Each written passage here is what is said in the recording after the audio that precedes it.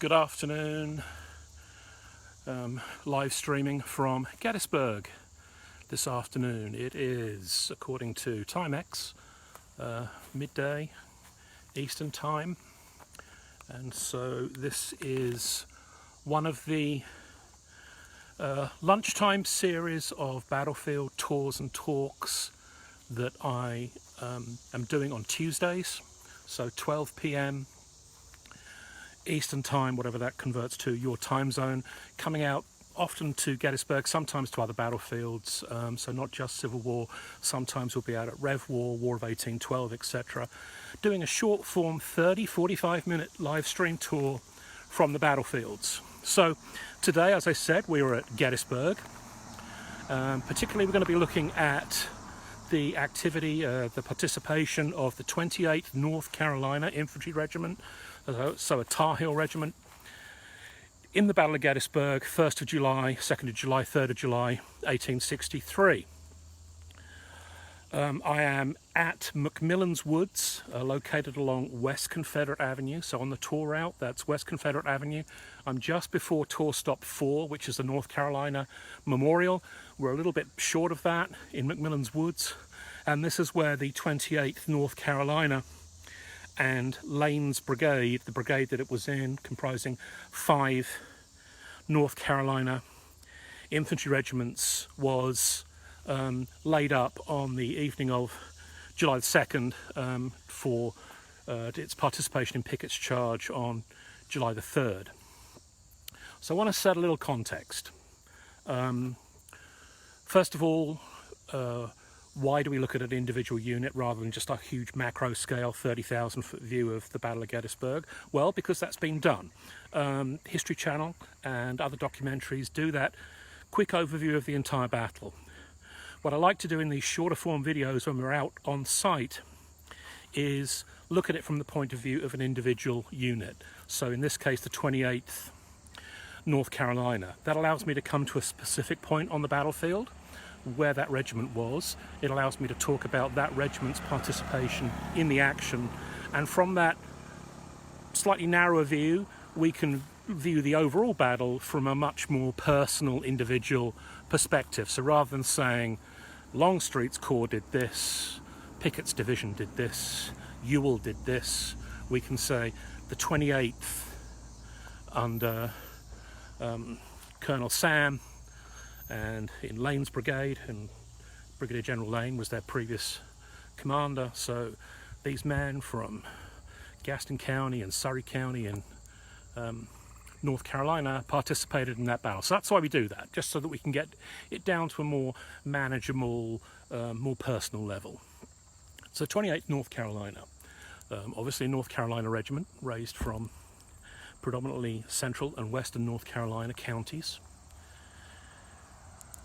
It was raised in September of 1861, so after the outbreak of Civil War. It was raised in September 1861, and for its first 8 months of existence it was engaged in the defences of North Carolina itself. So while it trained and made itself ready for battle, it was issued with subpar muskets, old flintlock muskets that had been badly converted to percussion cap from the State Armory. So it wasn't very well equipped at the beginning. The men would later equip themselves on battlefields, particularly during the 7 days, as Union soldiers fell as casualties or were taken prisoner. They would re-equip themselves with Enfields and Springfield rifled muskets and get better arms that way from the enemy. But so for that first 8 months, while it's forming, while it's training, while it's learning to be an infantry regiment, they're in North Carolina. May of 1862, they are sent north as a reinforcement for the Army of Northern Virginia under Colonel Lane, their commander, Colonel Lane. They are 1,199 men strong. That's what they muster when they leave North Carolina, headed up to Virginia to join the main Confederate Army. So almost 1,200 men, a full-size regiment. Now, they are heavily engaged during the next year of service. So they participate in Battle of Hanover Courthouse, they participate in the 7 days battles, so Gaines's Mill, Fraser's Farm, Melvin Hill, They participate in the assault on Union artillery at Melvin Hill. If you've ever been out there, the Union artillery are on the top of a beautiful hill looking down over open ground, and it was a frontal assault, and it was a Union victory and a devastating loss in manpower for the Confederacy, but of course, being George McClellan retreated from that anyway. So this is a regiment that has seen lots of service. It's fought at Sharpsburg, so Antietam. It fought at 2nd Manassas. Those 1,200 men that marched north to join the Army of Northern Virginia in 1862, by the summer of 1863, so just 1 year later, 1 year of hard campaigning and hard fighting later, the muster strength of the 28th North Carolina when it reaches the field here is, I believe, 346 men. So we were at 1,200, we're now at 346 men. We're at below 2/3 strength already. So that accounts for casualties, so killed in action, wounded in action, disabled, missing, captured. It accounts for some people that would have just dropped their muskets and gone home because they'd had enough. And also some men that were home on furlough as well. So, but the strength of the regiments here at Gettysburg was certainly below their full strength, and the 28th North Carolina is no different in that. So as part of Lane's Brigade, as I said, Lane's Brigade comprises 5 regiments of North Carolina Infantry. There are some Virginians mixed into some of those companies, and in counties that border Virginia, they managed to scoop up a few Virginia volunteers, but these are predominantly Tar Heels fighting in this brigade, Lane's Brigade. He was the colonel of the 28th when it was formed. He's been promoted and gone on to command the entire brigade. So the brigade comprises the 7th, 18th, 28th, 33rd and 37th North Carolina Infantry. They crossed the Potomac at Shepherdstown on the 25th of June 1863 as part of Lee's invasion of the North, and they have moved north as part of A.P. Hill's Corps, so 3rd Corps Army of Northern Virginia, and have advanced towards Gettysburg. So you've all seen the movie Gettysburg. You all know that Sam Elliott is General Buford. Well, I did not expect helicopters today. Maybe the outcome of the battle would have been different if we had all had air support. So you all know that there's the cavalry engagement. Harry Heth's men are coming down the pike. They run into cavalry pickets. The cavalry pickets turn out not just to be pickets, but turn out to be a skirmish line. That's a delaying action. Harry Heth has to deploy his troops. The rest of A.P. Hill's Corps are coming up behind him. It turns into a general engagement with the arrival of 1st Corps under John Reynolds on the field. John Reynolds is killed. Command of 1st Corps falls to Abner Doubleday. 11th Corps are now on the field to the north of the town. Ewell's Corps are arriving, so there's a general battle engagement here west of Gettysburg and north of Gettysburg. So Lane's Brigade is in Dorsey Pender's division, which is coming up in the rear of A.P. Hill's Corps. They arrive on the battlefield around about 12:30, so a little bit after midday, round about the same time as we are now. They arrive on the battlefield and are waiting to be put into the action. So Seminary Ridge at that time is still being held by the Union. They're hanging on by the skin of their teeth to Seminary Ridge. But it's a short line, and the Union left flank, Doubleday's left flank of 1st Corps is open. Gamble has moved his cavalry brigade to cover that flank, so it's being covered by tired, exhausted, weakened cavalry brigade. As Pender's division comes up, the intention is to flank the Union line. So they're going to come and deploy Pender's division and deploy Lane's brigade in particular. Lane's brigade will take the extreme right of the Confederate line that day, and it will try and work its way around the flank of 1st Corps, 1st Union Corps, flank that unit and perhaps cause it to collapse. So they come across Willoughby Run and they cross McPherson's Ridge and they assault across onto Seminary Ridge. They have a sharp engagement with Gamble's cavalry, in which there are some casualties. Gamble's cavalry are pushed back. The turning movement, the flanking movement against Doubleday's 1st Corps succeeds. Not only Lane's brigade, but the entire back into the town across the farmland into the town, through the town. Connection. Did we lose the network connection there for a brief time? Okay, sorry about that. So they've engaged. First Corps is falling back. Third Corps is falling back. They're falling back to East Cemetery Ridge, where they're going to make that stand on the evening of the 1st of July. And as more Union reinforcements come up, that will extend the Union line along Cemetery Ridge. So the engagement of Lane's Brigade and the 28th Virginia on that first day is short. It's an afternoon fight. They're in the fight from about 3:30 to close of play, so at dusk. As we know, there's some controversy about why Ewell's Corps or why fresher units of AP Hill's Corps did not press the attack on the evening of the 1st and try and drive the Union forces off of East Cemetery Hill. Well, remember, Howard has kept 2 of his brigades fresh in reserve on the hill. So he has 2 fresh brigades up there. He has artillery on the hill. So it's a reasonably well defended position. 1st Corps and 11th Corps troops coming back up there and beginning to reorganize themselves, particularly the artillery batteries. So East Cemetery Hill at that point in the evening is going to be a tough nut to crack. And rather than risk their exhausted men who've been fighting all day or have just come off the march, a long march, and had to fight off the march, they're exhausted, they're low on ammunition, they're taking casualties. So the Confederates do not take Cemetery Hill that night, and therefore there'll be a 2nd and a 3rd day of battle. On the 2nd of July, Lane's Brigade is back here in McMillan Woods. That's where I am at the moment. Their line extends rightward through McMillan Woods. They have a skirmish line out front of me. I'm actually sitting on a 3-inch ordnance rifle of Zimmerman's battery in Pegram's battalion. So they have some skirmishers forward in the field there. So there is some action on the 2nd of July between skirmishers from the regiment and Union skirmishers, and they're also taking some artillery fire on that day as well. And they sustain a small number of casualties as a result of that. The main action for the 28th is going to come then on the 3rd day of battle, 3rd of July 1863. So the 28th North Carolina as part of Lane's Brigade in Dorsey Pender's division. 2 brigades of Pender's division will be under the command of Isaac Trimble that day on the 3rd of July. And we're talking about Pickett's charge.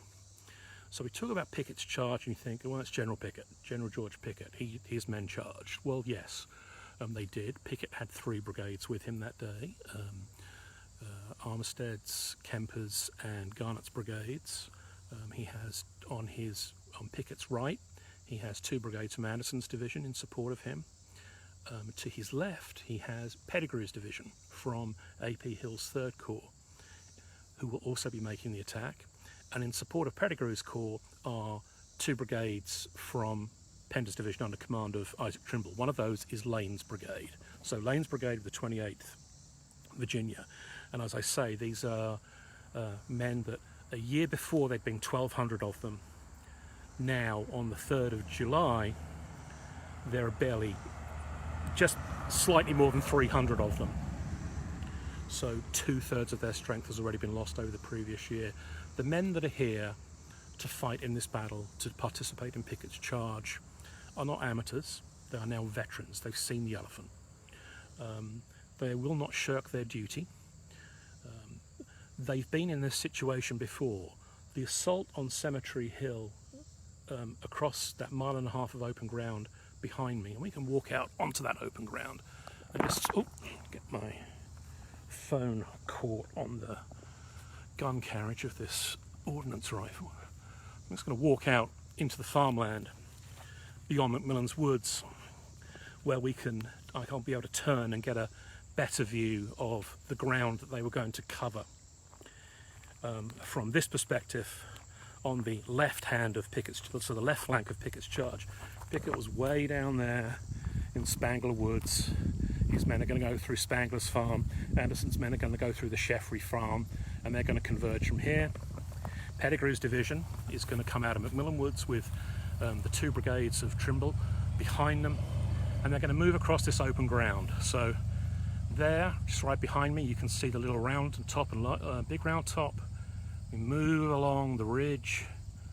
You probably can't see at this distance the Pennsylvania Memorial, but the center grove there of trees up on the ridge, that's where the center of the Union line, that's the point at which Lee is trying to break with this charge. This is 1.5 miles of open ground. And infantry are going to cross that 1.5 miles, and it's not a charge, it's a walk. So these are not men running, they are men walking at a steady pace across open ground that is covered by multiple artillery pieces from the Union position. You can pull from the internet, and I'll upload it into the comments of the video, or upload it into the comments of the event. There's a schematic of the Union artillery up on the ridge. It shows you their fields of fire and how those fields of fire intersect. So this farmland that we're looking at here was not just gentle farmland, it was literally a killing zone. It was going to become a charnel house. There was no way you could get across this field without taking casualties. The men of the 28th North Carolina, those 300 and something men of the North Carolina, these veterans had seen it before. They knew what they were facing. They'd been at Melvin Hill, they'd advanced across open ground against Union artillery before, so they knew what they were facing, but they did not shirk their duty. They knew it was their duty to go forward, and go forward they did. So, as Pickett's charge unfolds, Pettigrew's division moves forward, and Lane's brigade is one of the brigades in reserve under Trimble with that effect. They are moving forward. Lane says of the 28th that they moved forward handsomely. A good phrase, good turn of phrase that. They moved forward handsomely, so in good parade ground order. He later says that they maintained their order marvellously under artillery and musket fire. So for the first period of their advance, they are going to be, I've just moved into the shade because it's quite warm today. For the first period of their advance, they're going to be under shell fire. So exploding shells that are being fired at long range by Union artillery. When these explode, these are exploding into giant chunks, giant shards of iron, as big as your fist, 1 inch thick, as big as your fist. Imagine that. I mean, those are flying in all directions, and they are doing serious damage to the advancing troops. So the troops are taking casualties from shell fire. There are slight rolls in the ground, slight folds in the ground that occasionally troops will, you know, if you're a formation of troops, if you're watching from the Union line and you ever watch people walking this charge, you'll see them like dip out of view and then come back up into view because the folds in the ground. But those are very shallow folds. They don't provide much cover to artillery fire. They're still taking artillery fire. As they get closer to the Union line, of course, they're going to come under close range attack from the artillery. They're going to switch from shell to canister. They're going to be firing canister, which is going to turn those artillery pieces from firing shell into giant shotguns, firing multiple balls that are coming out of that barrel of that gun and spreading destruction, and particularly devastating against a close-packed, well-ordered infantry assault. They're also going to come under rifle fire, musketry fire, from those Minet balls, those Springfield 1861 muskets that are blasting away. And you can fire 3 shots, a good 3 shots a minute with those. Minet balls, which are very accurate. They're expanding in the barrel, in a rifled barrel. They're spinning as they come out. They're very accurate, and they've got good range. So they're now taking canister as damage. They're now taking musketry as damage.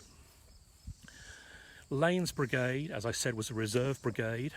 As Pettigrew's division, behind me here, is taking casualties, and taking horrendous casualties, advancing towards that ridge. Lane's brigade moves to the Union right, the Confederate left. They then forming the furthest most left flank brigade of Pickett's charge, and they're attempting another turning movement. They're attempting to see whether they can like make a break and turn in the Union line. Well, unfortunately for them, they don't have the strength to do that. Lane's brigade does not have the strength. The 28th of North Carolina does not have the strength. They advance almost to the Union position.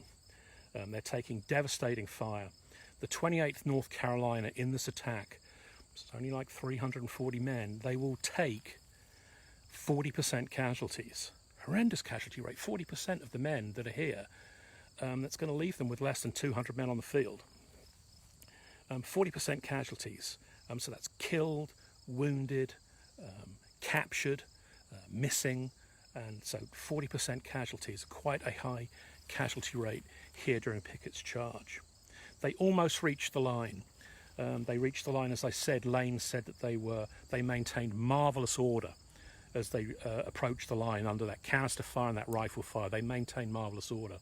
So you must think about the professionalism and the grit of these men to have crossed this ground and still pursue the attack despite the heavy number of casualties. So as the flag bearers, as the colour party were cut down, men would move forward and pick up the battle flag and continue it forward. And it was at the high point that the 28th actually lost its battle flag. It was captured by the 126th New York. I believe the man that captured that flag got a promotion, got a battlefield promotion, I believe, to officer. So, you know, capture a flag, get a promotion. Personally, I'd have preferred 2 weeks at home or something like that and get out of the fight, but you know, each their own. So the 28th North Carolina lost their flag at the wall, which is a devastating loss for any regiment. There's so much pride invested in those flags. You can view the 28th's battle flag online. I believe I've posted images of that front and back in the event itself. So, and you can see on the front and back, you know, it's the traditional Confederate battle flag with stars and bars, and it lists the battle honours of the regiment, you know, the ones that it's fought in, Mechanicsville, Gaines Mill, etc., the battle honours of the regiment, and that flag has been lost, that flag has been captured. The 28th do not yield. They maintain their position on the field. It's one of those situations where they're being cut to pieces, but they're trying to return fire. They're trying to maintain unit cohesion. They're trying to return fire with volleys or individual fire. And they have to be ordered from the field. Lane himself says in his biography of his brigade, and he also writes the biography of the regiment. He writes the regimental history as well, and he notes that the men had to be ordered from the field. They wouldn't go until he actually told them to get off the damn field. They make their way back. As I say, they've suffered 40% casualties, a horrendous casualty rate. And so when they reach back here on the afternoon of July the 3rd, they are in a terrible state and in no real fit state to... I'm going to rest myself on this gun limber yet again. I do like gun limbers. They provide convenient seats for old men like me. So they're in no state really to continue the battle on July the 4th. Well, he doesn't move on July the 4th. He anticipates that Meade will perhaps launch an assault. So the Army of Northern Virginia waits here along Seminary Ridge in a defensive position, awaiting an assault by the Army of the Potomac. And Meade is no fool. He doesn't launch an assault. He's just seen what's happened.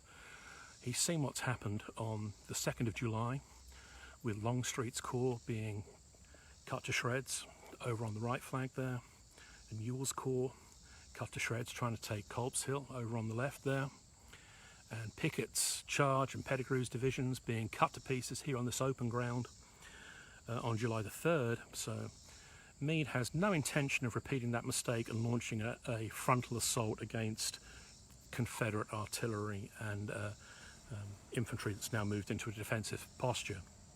So the 4th of July is a quiet day. It's a day in which they can pick up their wounded, bring their wounded in, search for missing comrades. Men that have been lost on the battlefield can try and find their unit, rejoin their unit.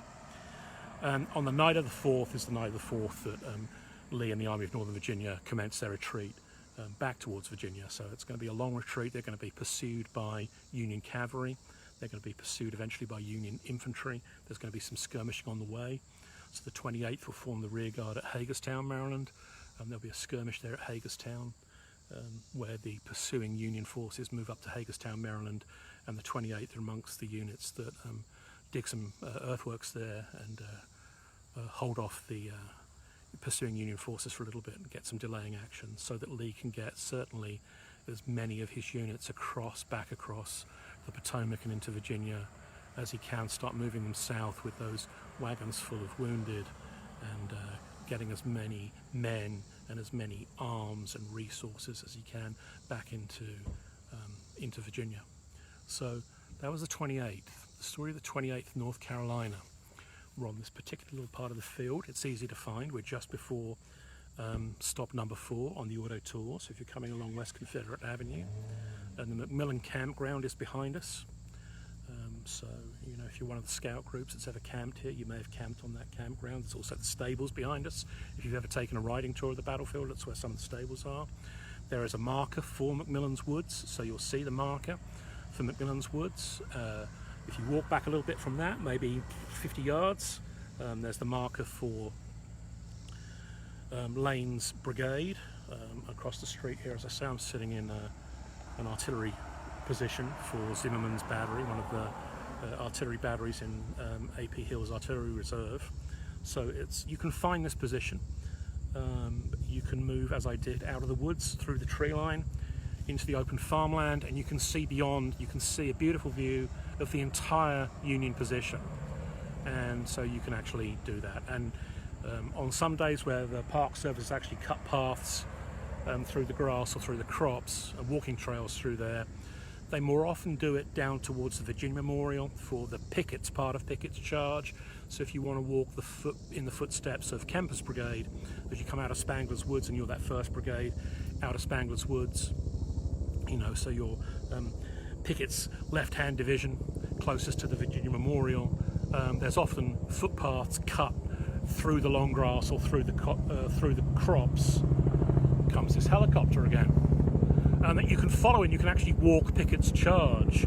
If you're going to walk it, take water with you. I've walked that with 3 litres of water, and I've drunk all 3 litres of water by the time I got to the high point. So on a hot day, it's brutal out there. There's no cover from the heat at all. And remember, they were fighting in July. These are men wearing wool coats and wool pants, carrying heavy equipment.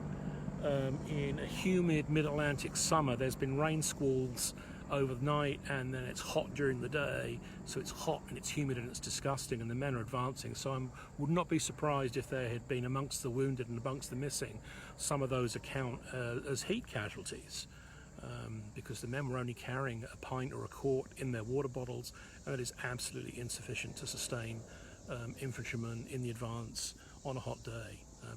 A pint goes very, very quickly. So make sure if you're walking this battlefield and you're going to walk Pickett's charge, bring some water, bring some bottled water to drink. So we are now around 12:30. As I said, these are 30-45 minute short form tour and discussion of individual participation by individual units, such as 28th North Carolina.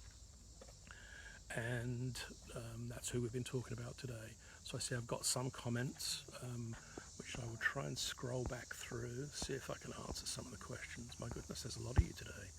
Hello everybody from around the world. Okay. Hi everybody, hi from Pennsylvania. Your 5 times great, wow Craig, your 5 times great grandfather was in the Union Army. That's surprising when we look back how many generations back that was to us. Where am I from in Britain? I'm from Colchester, a military town just outside London. If you know London, I'm about 50 miles northeast of London. That's home. Was home to 19 Infantry Brigade, now home to 16 Air Assault Brigade. That's where I'm from. Just scrolling through the questions just to make sure I haven't got anything specifically to answer on the North Carolina. Yes, the Battlefield Trust maps are fantastic. There are several maps of the first day. If you look at the first day maps, the map for 3:30 will show you, the one for the evening of the first day will show you Lane's Brigade. You'll be able to see them moving on the Confederate flank and trying to turn Doubleday. So on the first day battle you'll see them, and then you'll also see for the Pickett's charge map, you'll also see Lane's Brigade under Trimble on those Pickett charge maps. That's the Battlefield Trust at battlefields.org. They have great notes on many Civil War, Rev War, 1812 War battles, and some great maps on there. So yeah, that's a really great resource. Thanks for mentioning that. There's quite a few I see have got relatives that were in the Civil War.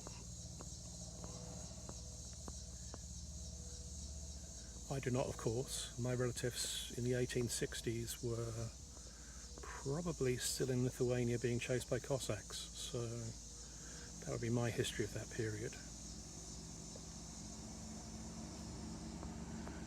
Okay, and we have got...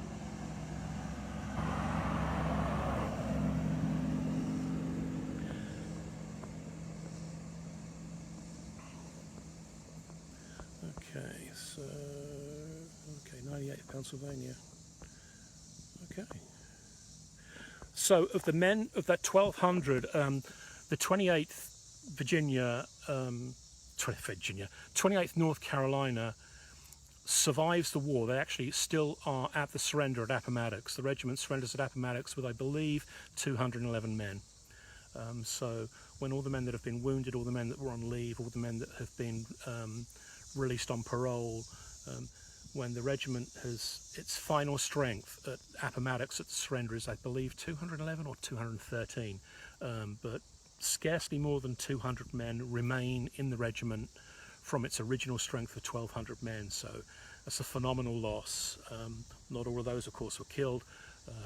More would have died of wounds, and it's true of all Civil War units. The majority of casualties during the Civil War were due to disease, so men will have died of what they called camp fever, so all the things like influenza and typhoid and cholera from dirty water and things like that. So they would have died of those camp fevers.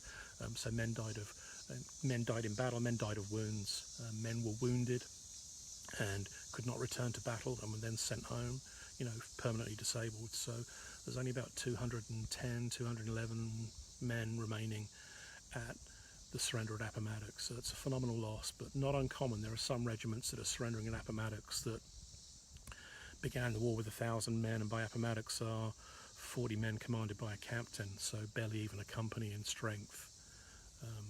But they're the hardcore that have survived the entire length of the war to the end of the war.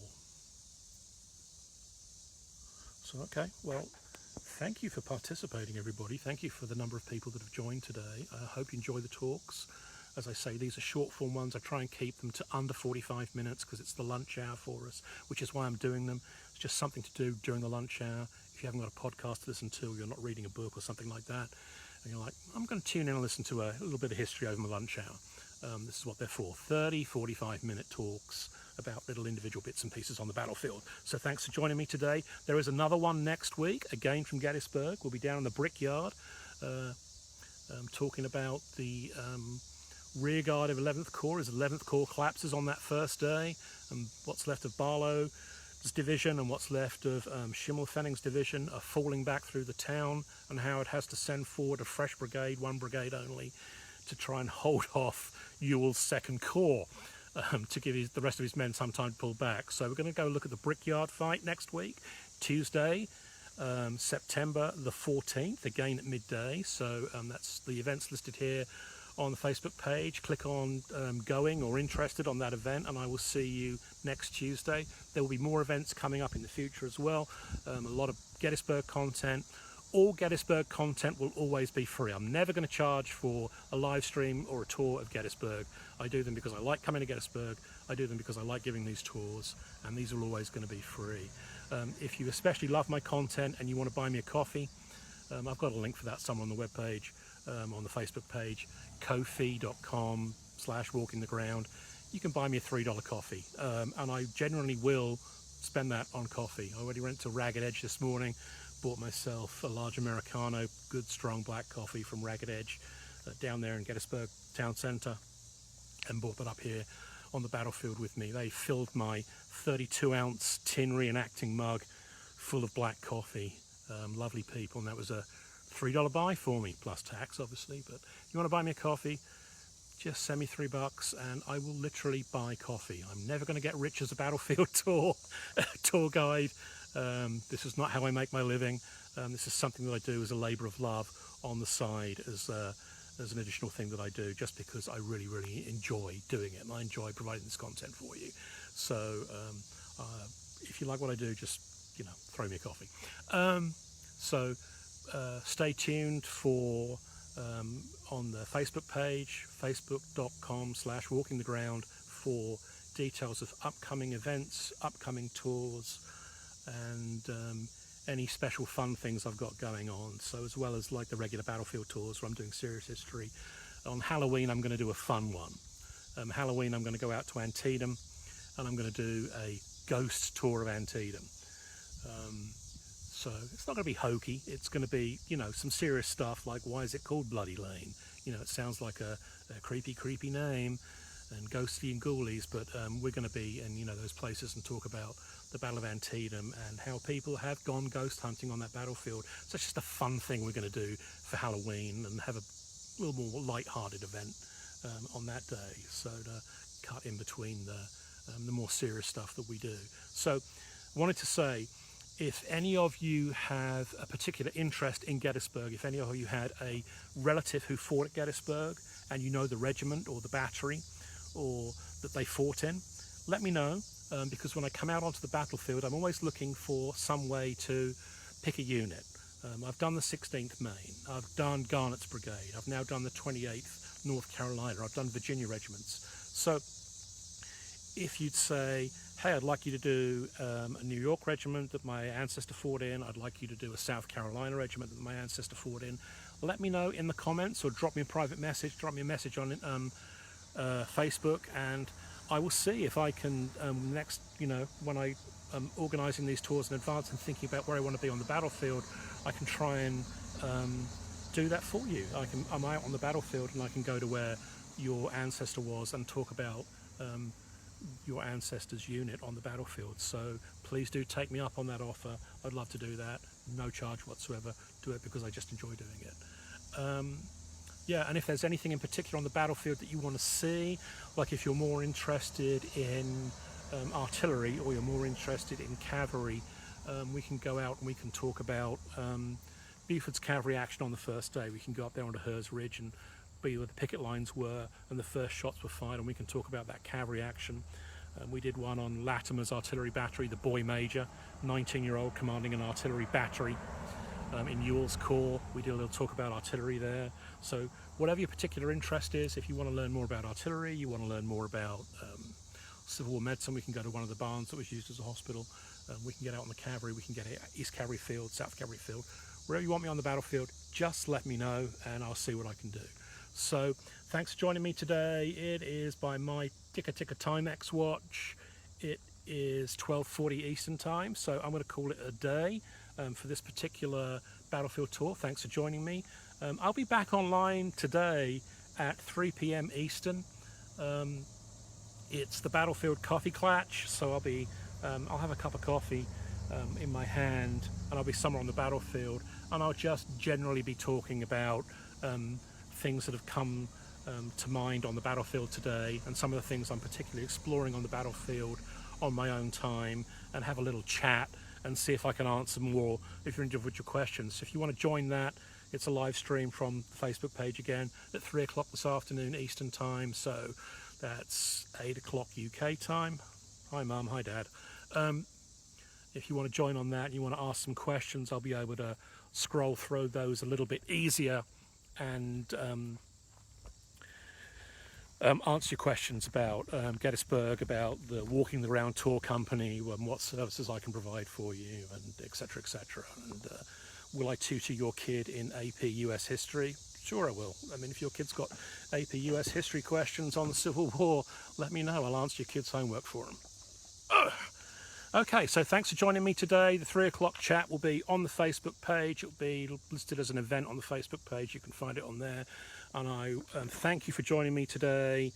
I really appreciate the participation in this, and I'll see you again at 3 o'clock, and I will see you again next week at the Brickyard.